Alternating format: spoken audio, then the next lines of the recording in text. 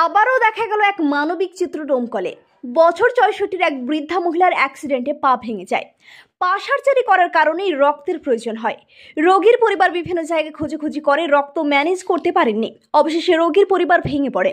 এই খবর পৌঁছায় ইসলামপুরের মানবিক মুখ এক স্বেচ্ছাসেবী সংগঠনের কর্ণধার হাবিব শেখের কাছে। খবর শোনার পরেই তড়িঘড়ি ডোনারের খোঁজ করেন হাবিব শেখ। অবশেষে ডোনার মাফিকুল ইসলামকে নিয়ে ছুটে যান ডোমকল সুপার স্পেশালিটি হাসপাতালে হাবিব শেখ। ডোমকলে গিয়ে রক্তদান করেন মাফিকুল ইসলাম। রক্ত পেয়ে রোগীর পরিবার অনেকটাই খুশি হয়ে স্বেচ্ছাসেবী সংগঠনের কর্ণধার হাবিব শেখের মহৎ কর্মকে ধন্যবাদ জানিয়েছেন। এই দিন সংগঠনের অন্যতম সদস্য নবীন শেখ, রাজু শেখ, মুনরুজ্জামান, উজির হোসেন তারা জানান, আমাদের এই সংগঠনের কর্ণধার হাবিব শেখ তিনি একজন পরিশ্রমী মানুষ। তার এই মহৎ কাজের সঙ্গে আমরা যুক্ত হতে পেরে আনন্দিত এবং গর্বিত।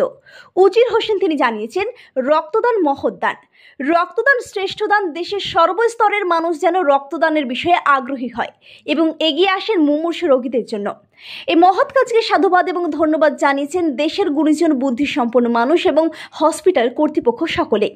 দেখুন সেই ছবি আমাদের এবি নিউজ বাংলার পর্দায়। ডোমকল থেকে আলিফ ইসলাম মিমের রিপোর্ট, এবি নিউজ বাংলা। আপাতত আমরা রক্ত 1 ইউনিট দেওয়া হলো, আরো 2 ইউনিট লাগবে। আশা করি সেটাও হয়তো আমরা সবাই সহযোগিতা করে নেব। রক্ত যে দিলেন, রক্ত দেওয়ার কোনো অসুবিধা হয়েছে আপনার? না, অসুবিধা নেই। এটা আমি এর আগেও দিয়েছি, এটা দেওয়া দরকার, এটা কর্তব্য সবার। রক্তদান সম্পর্কে কিছু বলেন আপনি? রক্তদান আমি বলবো যে একটা রক্তদান মানে হচ্ছে জীবন দান করা। এটা বারবার আমি এর আগেও বলেছি। রক্তদান শুধু রক্তদান করলাম এরকম নর্মালি হবে না। রক্ত দিলাম মানে আমি একটা জীবন দিলাম এরকম মনে করতে হবে। ফলে আমি এক ধরনের একটু বলাই যায় যে আমি জীবনদাতা খানিকটা। সে উপরওয়ালা হাতে সমস্ত কিছু, সেটা আলাদা কথা।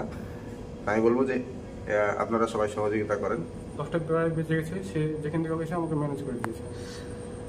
তো আজকে যে রক্তটা পেলেন কি মনে হচ্ছে? আমার তো খুবই এত আনন্দ হয়েছে, আমার খুব ভালো হচ্ছে। আমরা যেন পারি কাউকে সাহায্য করতে, অবশ্যই আমার যদি কেউ এরকম হয়তো আমাকে সাহায্য করবে ইনশাল্লাহ, এবং আমরা হাত বেঁধে দেবো।